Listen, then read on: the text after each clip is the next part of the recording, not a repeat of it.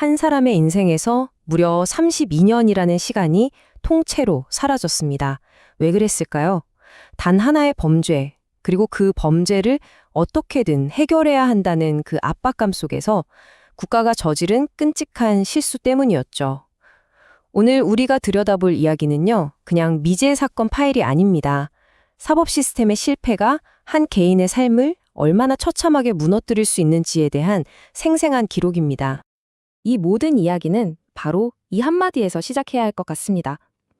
수십 년의 세월이 흐르고 나서야 마침내 세상에 자신의 결백을 외칠 수 있게 된 한 남자의 목소리인데요. 이 짧은 문장 안에 담긴 그 고통의 무게 느껴지시나요? 네, 바로 32년입니다. 진실이 밝혀지기까지 한 사람이 살인자라는 누명을 쓴 채 살아야 했던 시간이죠. 자, 그럼 모든 게 시작됐던 1988년으로 한번 거슬러 올라가 보겠습니다. 1988년 대한민국은 그야말로 화성 연쇄살인 사건의 공포에 떨고 있었습니다. 범인은 잡히지 않는데 끔찍한 범죄는 계속되니까 당연히 온 국민의 눈은 경찰한테 쏠렸겠죠. 어떻게든 범인을 잡아야 한다는 압박이 정말 극에 달했던 그런 시기였습니다. 바로 그런 분위기 속에서 8번째 사건이 터지고 맙니다. 타임라인을 한번 보세요. 7차 사건이 일어나고 불과 9일 뒤인 9월 16일 새벽이었습니다. 13살 박량이 세상에서 가장 안전해야 할 자기 방에서 잠을 자다가 변을 당한 겁니다. 이 사건이 이전 범죄들보다 사회에 더 큰 충격을 줬던 이유가 있는데요. 바로 집안으로 범인이 침입해서 저지른 살인이었기 때문입니다. 경찰은 이 사건을 연쇄살인이 아닌 모방범죄로 규정하고 범인을 찾기 시작했습니다. 바로 이 질문이 앞으로 펼쳐질 비극의 모든 걸 말해줍니다.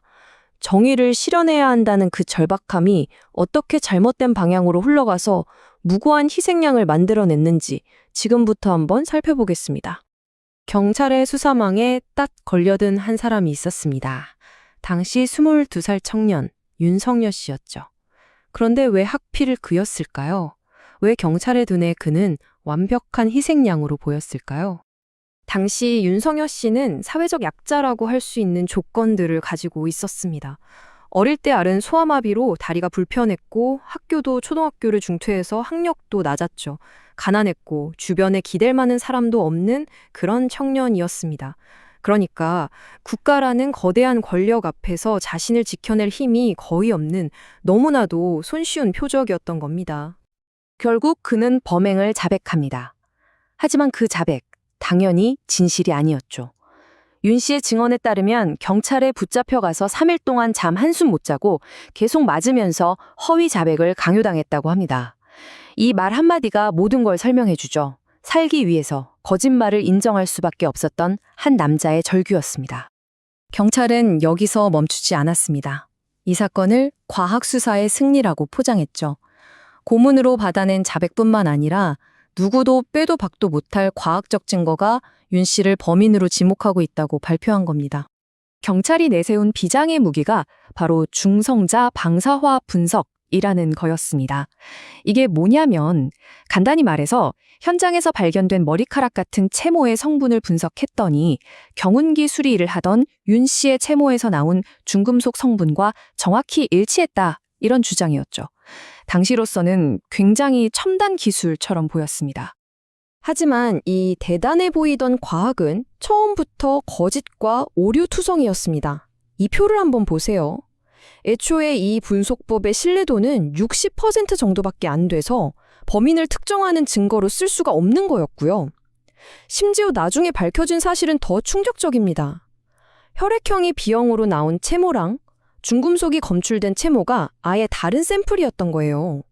사건의 가장 중요한 과학적 증거가 사실은 완벽한 허구였던 거죠. 그렇게 무려 30년이 흘렀습니다. 윤성여 씨는 20년을 꼬박 감옥에서 보내고 출소했지만 살인자라는 낙인은 지워지지 않았죠. 그런데 2019년 정말 아무도 상상하지 못했던 곳에서 진실의 목소리가 터져나옵니다. 다른 살인사건으로 무기징역을 살고 있던 진짜 화성 연쇄살인범 이춘재가 8차 사건도 자기가 저지른 거라고 자백한 겁니다. 이춘재의 자백은 그냥 내가 했다, 이게 아니었습니다. 범인이 아니면 절대 알 수 없는 아주 구체적인 디테일들이 막 쏟아져 나왔죠. 피해자 집 구조를 손으로 정확하게 그렸고요. 경찰은 담을 넘었다고 생각했는데 그게 아니라 잠겨있지 않던 대문으로 들어갔다고 진술했습니다. 심지어 지문을 안 남기려고 양말을 장갑처럼 썼다는 숙박까지. 이건 진짜 범인이 아니면 할 수 없는 이야기였습니다. 진범의 자백이 나오면서 우리는 30년이라는 시간을 사이에 두고 하나의 범죄에 대한 두 개의 다른 이야기를 나란히 놓고 비교해 볼 수 있게 됐습니다.